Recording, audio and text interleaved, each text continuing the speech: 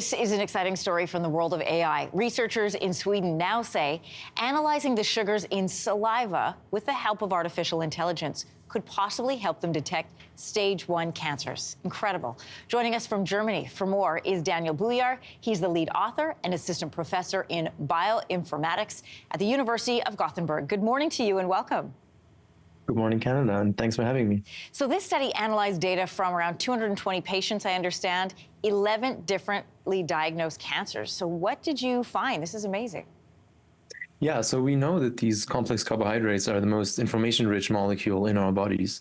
And from years of excellent research, we know that these carbohydrates are characteristically changed in cancer. But the issue so far was that the methods that people use, they are mostly anecdotal, and we don't have a really stringent and sensitive view on what's changing. And that's what we tried to do in this study, to really get at sugars that always change in cancer. So to have like universal cancer biomarkers that, for instance, could be detected in saliva, as well as more specific sugars that change in only some cancers that would then give even more information to clinicians, for instance. So we found both of these, which is very exciting, I think. So Daniel, explain to us how AI plays a role in detecting cancer in saliva.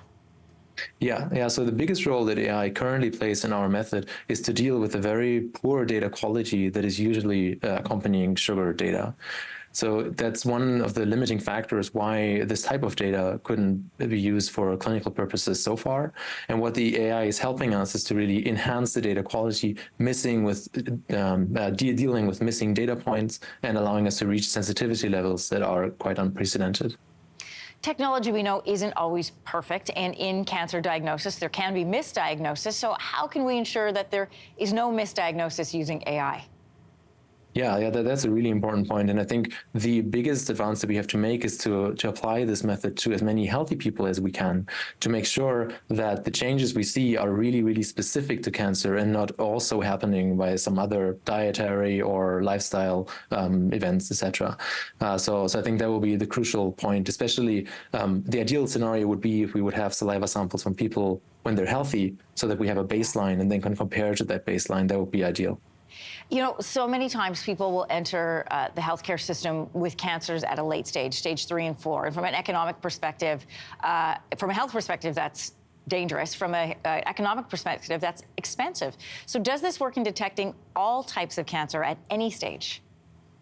So that's a good question, and we don't know the definitive answer to that yet. So what we still need to find out is whether all cancers are reflected in liquids such as saliva or blood, for instance.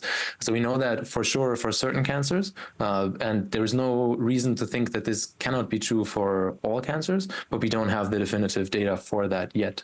But I think the really important part is that these samples are quite non-invasive, so they allow for monitoring, they allow for regular checkups, and they don't impose a lot of patient burden for that. Yeah, which is really crucial as we take a look at healthcare systems around the world that are overburdened at the moment. What are the next steps in your research? Yeah, so the most important next step really is to develop a clinically validated test for the altered structures that we find. So the important part is that we now know what we need to look for, because we now know which structures are always altered in these types of cancers. So we can develop cheap and quick tests to actually apply those in the clinics. So that's what we're working on now. How much time does it take to get results from a test like this? Yeah, I like to stay conservative and say maybe like 4 to 5 years until we, you mean like, okay, 4 to 5 years until we can apply these tests in the clinics. And once we have them in the clinics, we should get results within half an hour, I would say. Half an hour to an hour. Can you imagine what that would mean for people who are waiting for results? Daniel, it's a fascinating story. Thanks for bringing it to us from Germany.